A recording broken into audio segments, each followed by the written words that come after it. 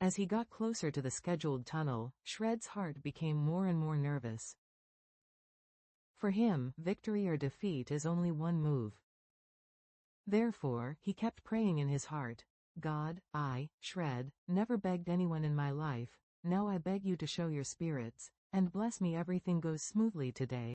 If it goes well, after I finish solving this bunch of mother and daughter, God, you only need to save me an hour to escape. 1 hour is enough for the Sioux family to arrange my escape. At this time tomorrow, I will have changed my identity and start a new life abroad.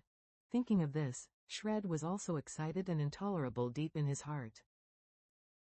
At this moment, Leona and Ziyu were sitting in the back row of Rolls-Royce, and the mother and daughter were a little nervous deep in their hearts. Ziyu's heart has been highly tense. Seeing the vehicle driving into the mountain, she felt a kind of inexplicable panic. It seemed that something was wrong, but she couldn't think of what was wrong. Leona realized that Ziyu next to her was a little uneasy. In order to prevent her daughter from being overly frightened, Leona held her hand tightly and gave her a look of encouragement from time to time to let her relax as much as possible. Ziyu found it hard to relax.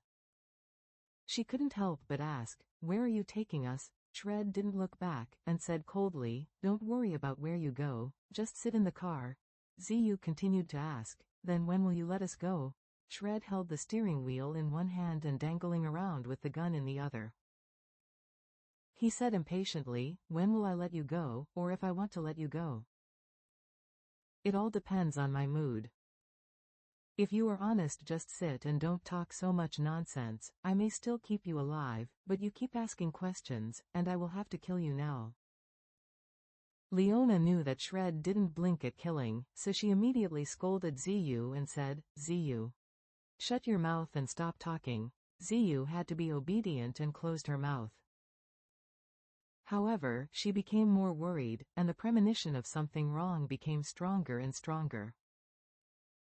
She carefully searched all the details in her brain, hoping to find clues that she had overlooked. A few minutes later, a detail suddenly appeared in her mind. She thought of Shred's cell phone answering a call when she was in Treasure's pavilion. Moreover, it seems that he took out his cell phone and sent information to someone. This detail made her nervous. A wanted criminal who has fled all over the country for a long time. When he was rounded up alone, why did he still have the energy to call and send information to others, and his call took a long time? Even if the people who were calling him and sending messages were his family members, it is difficult to explain the past, because normal people will use the fastest way to tell their family members that they are busy, and then hang up quickly. It's impossible to talk directly on the phone at length. Because, since he has a mobile phone and can communicate with his family at any time, he can communicate anytime and anywhere. If it is not important, there is no need to distract from communicating with family members at such a critical moment. It is easy to be distracted. One's attention influence business affairs, especially important matters related to his life safety. It's like a doctor.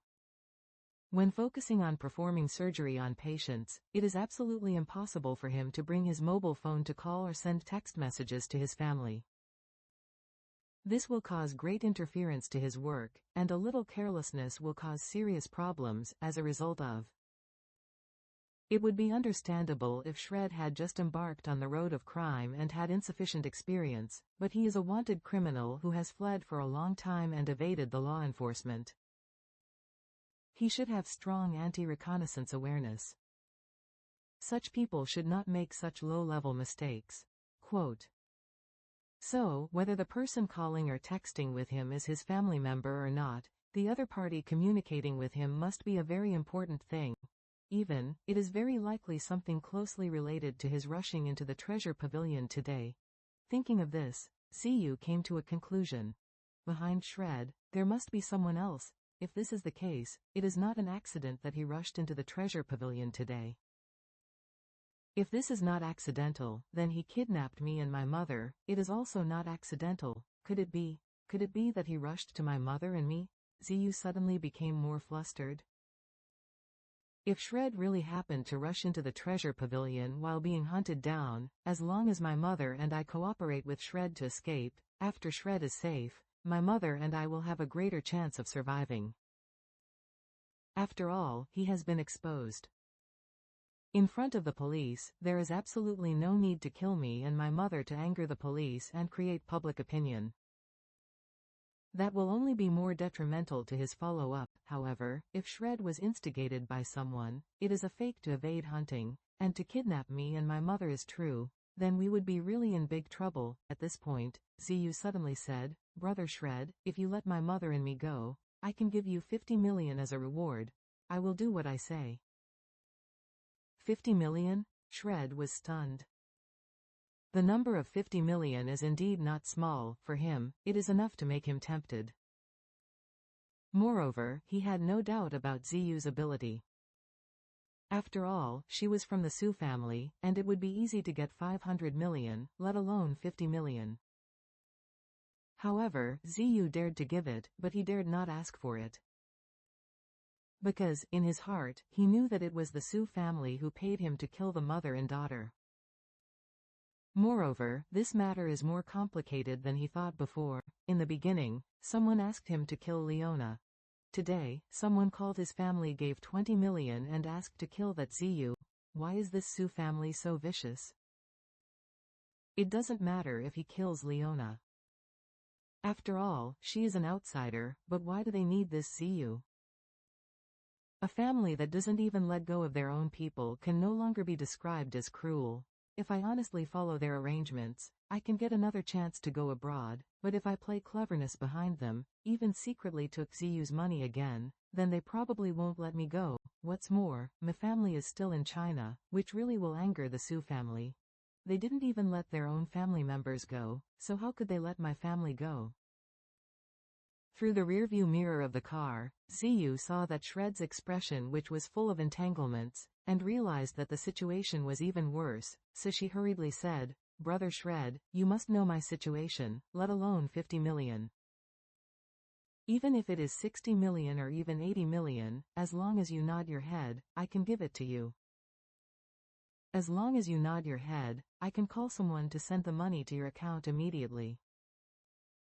As he said, Ziyu hurriedly said, "I won't tell you 50 million or 80 million anymore. I will make a round for you, 100 million. As long as you nod your head, I will have someone pay you the bill within 10 minutes, 100 million in cash, not a penny less." Shred heard that as long as he nodded his head, 100 million would have to be credited to his account. There was a very hungry person who was so hungry that he didn't dare to open his mouth when he saw the delicacies of Table Mountain. This made him feel very irritable all of a sudden, and he blurted out subconsciously, "Don't fucking talk nonsense with me. It's not about money at all." As soon as Shred said these words, Ziyu felt a little bit in her heart and immediately looked at Leona beside her. Leona had already realized that her daughter was deliberately arranging Shred's words, and when she heard Shred's answer, she immediately realized the source of the problem. Therefore, she also looked up at Ziyu at this moment. The mother and daughter looked at each other at once, and both could see each other's eyes in deep shock.